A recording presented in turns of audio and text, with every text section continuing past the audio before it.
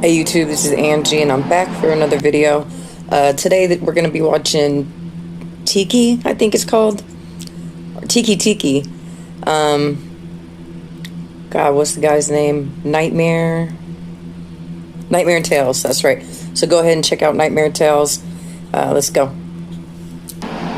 Oh yeah. The app wasn't working today to do my reactions, so this is what I got to work with. Cold December morning bit at Chiyo's cheeks and stung her eyes as she stepped out into the street from her home, with the door quickly snapping shut behind her. Her mother called to her from behind the door. "Chiyo, don't forget the cake. Your father is coming home early tonight especially. Make sure you get it early. Whatever you do, don't get caught up in the peak hour rush." The cake. Her father's birthday, of course. It had to be this week of all weeks. The week she and some of her classmates had been assigned to clean the school drains after lessons. She didn't dare tell her mother the reason why. She grunted back to her mother before lifting her scarf over her nose and mouth and setting off for the train station. It was a 10-minute walk to the station. However, it always felt a lot longer no matter what the weather, due to the large stairway that required ascension from the front of the apartment block to the busy streets beyond. Chiyo made it to the station just as the train was arriving. She had seemed to have managed to develop somewhat of a sixth sense with regards to when the trains would be arriving, and happily stepped into the warmth of the train car's steel shell. Her school, however, was not as luxurious. It was fully equipped with working heaters. However, the school opted not to switch them on as they were never able to secure the budget to run them. You could be sure, though, that the principal's office did not feel the pinch of the purse strings, though. And Chiyo had managed to find this out firsthand when she was brought in front of him in the week prior to explain why she had colluded with fellow students in order to cheat on a test. Chiyo was in fact innocent, but a cruel twist of fate saw the notes that were passed around end up in her hands right as the teacher looked up from her book. That shit happened to me before, I swear. She had no defense. Being the child of a Japanese mother and an American father already put her in a lower class among the eyes of the purest faculty. Plus, she was an average student at best, so the need to cheat was indefensible. She was at a loss, and once the other tests had been collected, those students' papers showing the answer on the note, which was incorrect, were also to be punished in line with Chiyo. At 3 p.m., lessons were adjourned and they got to work. It was hard and filthy work. The heavy concrete drain covers had to be dragged back, and then the drain walls and floor were scraped to remove the clammy, deep green muck that had been growing there over the summer. This was then shoveled into a bin to be dumped out later. From the very first cover, Chiyo and her classmates were well and truly over this laborious task. And an hour in, tempers began to flare. That's a lot of work. It was getting dark, and the cold began to numb their fingers and toes. Kasu, one of the rougher boys in the class, snapped, and he screamed at Chiyo that this was all her fault.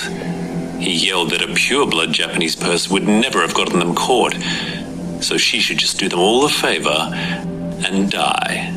He punctuated this with a large shovel full of cold, dark scum, which exploded into her face and leached into her hair and clothes. She's gonna bust out like Carrie. The entire class erupted into a cacophony of laughter as she stood there in stunned silence, trying to process what had just happened. A feeling of pure rage overcame her, and she screamed out at the entire group before turning and running off into the darkness. Kasu shouted at her repeatedly to get back to work, and that this was her fault that they were here, until she was out of sight and long gone. She ran all the way to the train station and stood on the platform, crying, not caring about the myriad of disapproving looks she was garnering from all around her. Poor girl. She just wanted to get home and get into a nice hot bath. People gave her a wide berth, which she thought was just great. Perhaps she would even get an entire train car to herself. Then, she remembered the cake. Her mother's words about avoiding peak hour echoed in her head. However, she had no choice. It was either return home with it or return home without it. Ruin her father's birthday and explain the events that contributed to the reasons why. She tidied herself up in the train station toilet as best she could, and then went to collect the cake. The cake shop owner asked her to stand outside as she went to get her the cake, Shiho getting zero sympathy from the owner.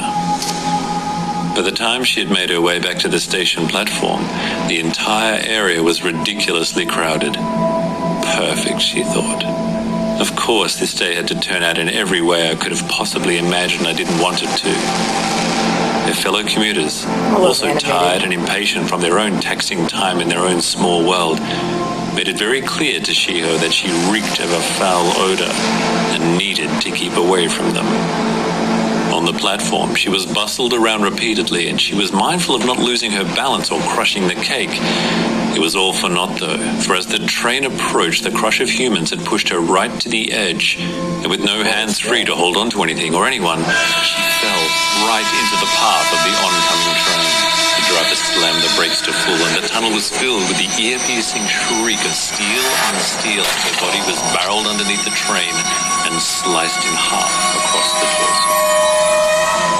Everything then fell silent for Shiho. Her parents were devastated.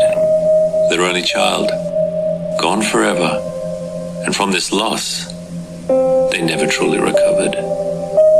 Her school friends, however, got over the loss very quickly.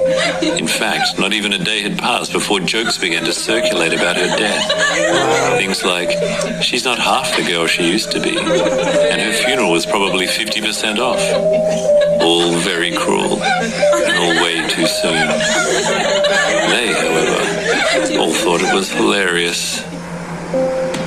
Their last day on Earth, though, was spent finishing off the last of the train cleaning before they all headed off to the station to catch the train home. They had finished quite late, and by this time the station was deserted, or so they thought.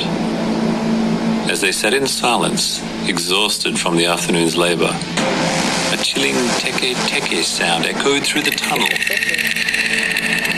and made them all turn to each other in shock. What the hell was that? One of the boys asked. No idea, another said. Then they heard it again. It's coming from over there, one of the girls screamed as she pointed off into the darkness. Again, the sound became even clearer as the features of the silhouette they were fixated on slowly came into view. Hell no. It was Shiho. She was dragging herself along the ground with a huge scythe in her hands.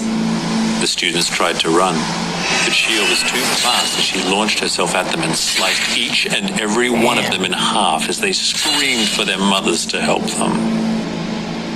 It was a massacre.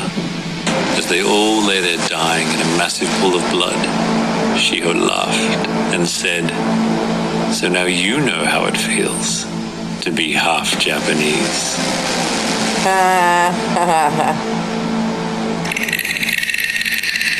Alright guys, make sure you check out Nightmare Tales. That was good. You guys suggested the Japanese animated, so here we go. If you're new to the channel, make sure you hit that subscribe button, that red button down there. Next to it, there's a bell. If you hit the bell and you mark all, you'll get notified on all my videos. If you woke up today already winning, peace.